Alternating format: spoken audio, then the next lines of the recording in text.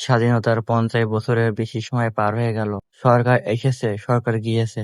প্রতিবার ক্ষমতা আসার আগে বলা হয়েছে মানুষের সমস্যার সমাধান হবে, নদী ভাঙন রোধ করা হবে। কিন্তু আমার প্রশ্ন একটাই, এত বছরেও নদী ভাঙনের এই সমস্যার স্থায়ী সমাধান হলো না কেন? প্রতি বছর একই দৃশ্য, নদীর পাড় ভাঙছে, মানুষের ঘর বাড়ি নদীতে চলে যাচ্ছে। কেউ নিজের হাতে ঘর ভেঙে সরাচ্ছে, কেউ সেই সম্বলটুকু নিয়ে নিরাপদ জায়গার খোঁজ করছে। কেউ জন্মভিটা হারিয়ে হয়ে যাচ্ছে নিঃস্ব। এক মুহূর্তে শেষ হয়ে যাচ্ছে সারা জীবনের সঞ্চয়।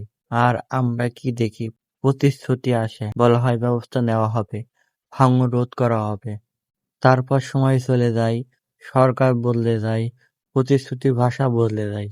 কিন্তু নদীর পাড়ে দাঁড়িয়ে থাকা অসহায় মানুষের ভাগ্য বদলায় না। বছরের পর বছর এত পরিকল্পনা, এত প্রকল্প ও বরাদ্দর কথা শোনা যায়, কিন্তু একই মানুষ কেন বারবার ঘর হারায়? মানুষ আর প্রতিশ্রুতি শুনতে চায় না, মানুষ ফলাফল দেখতে চায়।